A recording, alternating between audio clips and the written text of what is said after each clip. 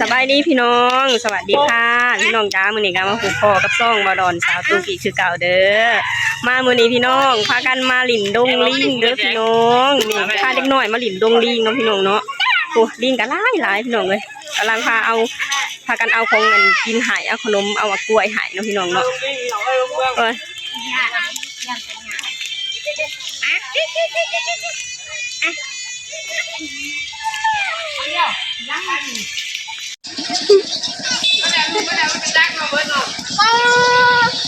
เห็นกับว่าเตะเลยเนาะ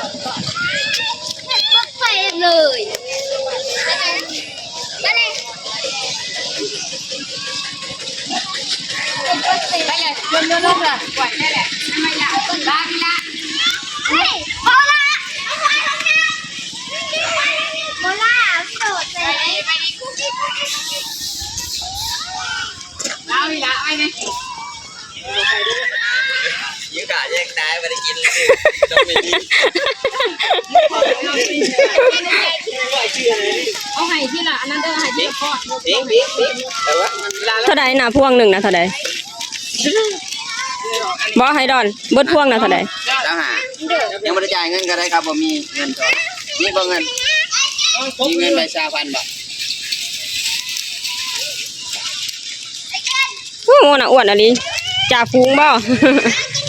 อ้วนพี่น้อง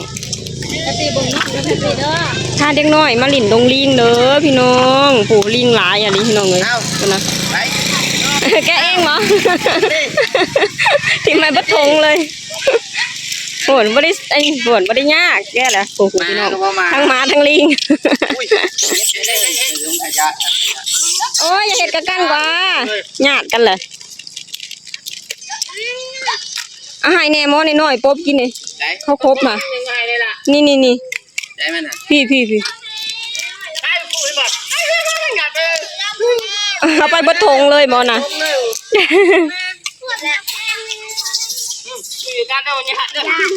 ระวังเนี่ยเอาโทรศัพท์ได้มันตู้ไม่ได้หลับได้โตไม่ได้หลับดูฮะมันไม่ได้หลับได้มาพี่มาถิ่มไปให้แน่ถิ่มไปใกล้แน่ตัวหน่อยบ่ได้กินเอาลิงมันครบจะได้ลูก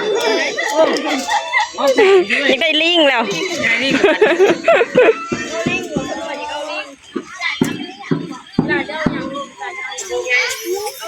งานกัดได้ฮะ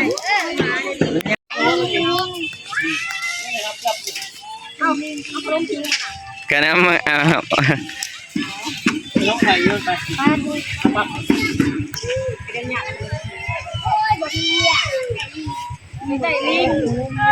ลูกลุงจันอยากได้ลิงพี่น้องเลือกสาลาซะแล้วอยากได้ลิงโอ้เชื่อจะเบิดไปคนเนาะคนนี้ขอให้มันซื้อกินเลยลิงยังแปลมาเนี่ยแม่เต็งพี่น้องยืนให้จับปากไปเลยดิพากันไปแล้วเนี่ยขนมเบิดแล้วพากันไปล่ะเมื่อแล้วผมพยองไปแล้วอพยพแพตตี้อพยพพยองไปแล้วนั่นเหมือนกันทีทีโอ้ไม่ได้ไม่ได้นะเอาไปแม่ขนมเขาหลายชื่อแม่แชร์มีเงินแชร์ไปดิว่า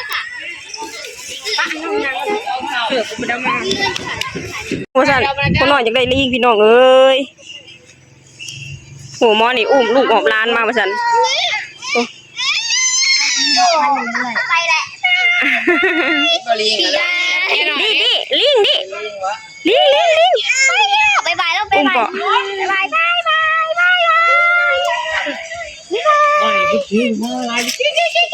พี่น้องกลับมาที่นี่ว่าจะไป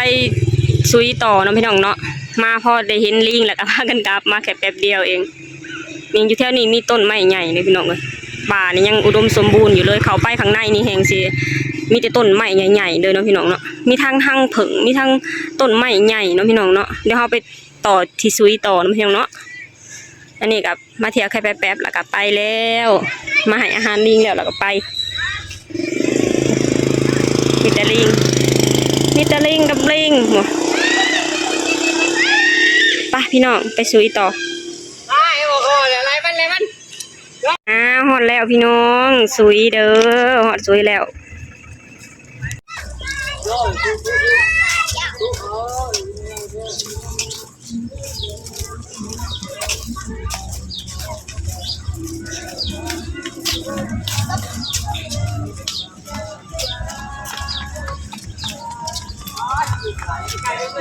น้ำลายเลยพี่น้องช่วงนี้เนาะช่วงหน้าฝนน้ำลายช่วงหน้าแล้งน้องเป็นตาหนามาเที่ยว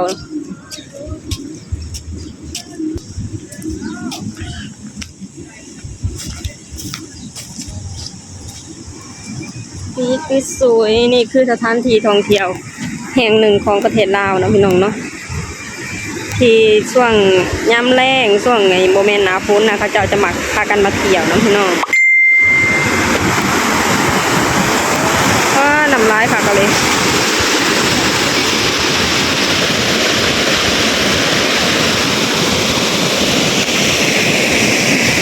เขาเจ้าตึกสะดุ้ง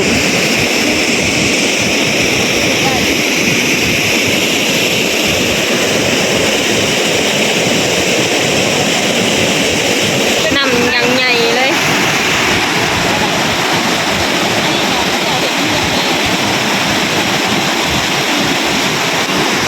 ปล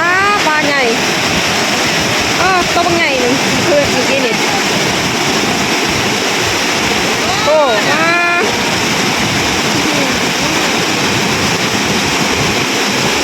โหปลา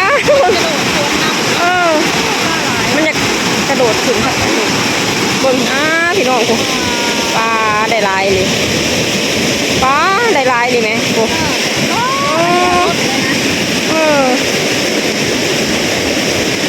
บนพี่น้อง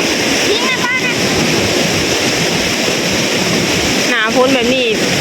ป้าได้ลายอะไรได้3กับป้ากูได้นะหนาพ้นแบบนี้ก็จะเป็นบอลหาอยู่หากินเนาะพี่น้องเนาะหนาแรงก็จะเป็นสถานที่ที่ท่องเที่ยวที่คนขังฮิตเลยช่วงนี้นะแปลว่าวัยรุ่นเขาเจ้ามักมาเที่ยวนะพี่น้องอยู่ตรงนั้นก็เป็นเรือนแพนะพี่น้องเนาะเบิ่งน้ำนี่สุดลูกหูลูกตาเลยพี่น้องอยู่แถวนี้ก็จะ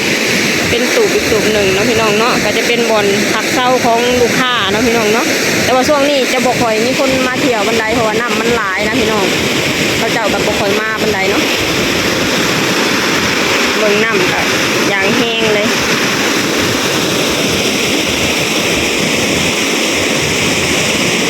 จะพากันกลับเด้อพี่น้องมื้อนี้ก็พาพ่อแม่พี่น้องมาเที่ยวดงลิงแล้วก็เที่ยวซุยเนาะพี่น้องเนาะซึ่งซุยก็ช่วงนี้ก็เป็นหน้าฝนเนาะพี่น้องเนาะก็จะบ่ค่อยมีคนมาเที่ยวเนาะพี่น้องเนาะเพราะว่าน้ำมันหลายนะพี่น้องคือช่วงนี้ก็จะเป็นช่วงน้ำหลายเขาเจ้าก็จะใส่เป็นบ่อนทำมาหากินหาปูหาปลาไปเนาะพี่น้องเนาะแต่ว่าหน้าแล้งก็ช่วงที่น้ำลดก็จะเป็นบ่อนจะเป็นสถานที่ท่องเที่ยวที่ค่อนข้างฮิตเลยเนาะพี่น้องเนาะวัยรุ่นผู้เฒ่าเขาเจ้าก็มักมาเที่ยวมานั่งกินอาหารบรรยากาศเย็นๆเนาะพี่น้องเนาะส้มน้ำไปน้ำส้มปลาไปน้ำเนาะพี่น้องเนาะโอเคพี่น้องสำหรับคลิปนี้ก็จะพากันกลับเด้อพี่น้องเด้อชาวตุกะจะขอจบคลิปลงเท่านี้ก่อนเนาะพี่น้องเนาะฝากให้พี่น้องช่วยกดไลค์กดแชร์กดติดตามไปส่องบ่ดอนสาวตุกเนี่ยเด้อสบายดีสวัสดีค่ะ